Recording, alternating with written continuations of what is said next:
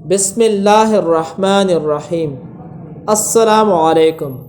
قصہ ذوالقرنین۔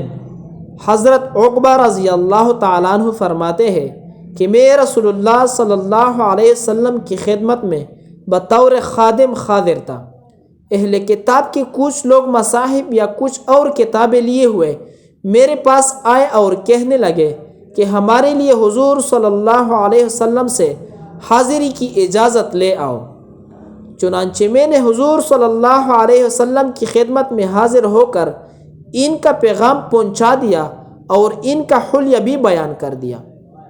آپ نے فرمایا کہ ان کا مجھ سے کیا واسطہ، وہ مجھ سے ایسی باتیں پوچھتے ہیں جو مجھ کو معلوم نہیں۔ آخر میں بھی اس کا بندہ ہی تو ہوں، صرف وہی بات جانتا ہوں جس کا علم میرا رب مجھے عطا کرتا ہے۔ پھر آپ صلی اللہ علیہ وسلم نے فرمایا کہ اچھا مجھے وضو کرا دو۔ چنانچہ آپ صلی اللہ علیہ وسلم کو وضو کرایا گیا۔ پھر آپ صلی اللہ علیہ وسلم گھر کی مصلی پر تشریف لے گئے اور 2 رکعت نماز ادا فرمائی۔ جب آپ صلی اللہ علیہ وسلم نماز سے فارغ ہوئے تو میں نے دیکھا کہ آپ صلی اللہ علیہ وسلم کے چہرے پر بشاشت کے آثار نمایاں ہیں۔ پھر آپ صلی اللہ علیہ وسلم نے مجھ سے فرمایا کہ ان لوگوں کو میرے پاس بلا لاؤ اور میرے صحابہ میں سے جو اس وقت موجود ہو ان کو بھی بلا لاؤ۔ چنانچہ میں سب کو خدمت اقدس میں بلا لایا۔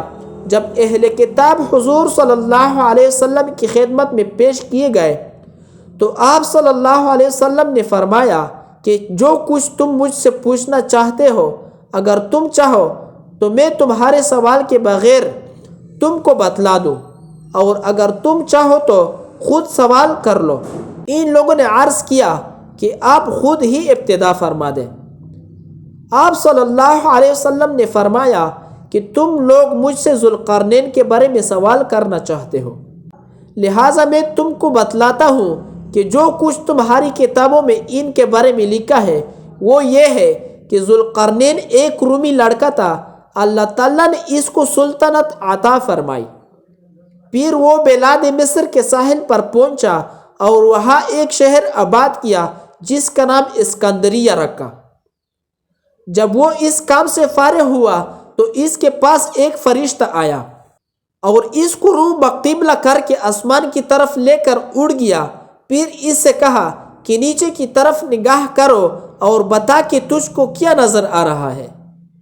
چنانچہ اس نے زمین کی طرف دیکھ کر کہا کہ مجھ کو میرا شہر اور ساتھ میں دوسرے شہر نظر آ رہے ہیں۔ پھر فرشتہ اس کو اور اوپر لے کر اڑا اور پھر وہی سوال دہرایا۔ ذوالقرنین نے کہا کہ مجھ کو میرا شہر اور دیگر شہر ملے جلے نظر آ رہے ہیں، میں اپنے شہر کی شناخت نہیں کر سکتا۔ پھر فرشتہ اس کو اور اوپر لے گیا اور کہا آپ دیکھ کیا نظر آ رہا ہے؟ اس نے جواب دیا کہ اب تو مجھ کو تنہا اپنا شہر نظر آ رہا ہے۔ فرشتے نے کہا کہ یہ سب زمین ہے اور جو کچھ اس کے چاروں طرف ہے وہ سمندر ہے، اللہ تعالیٰ نے تجھ کو اس کا سلطان مقرر کر دیا ہے۔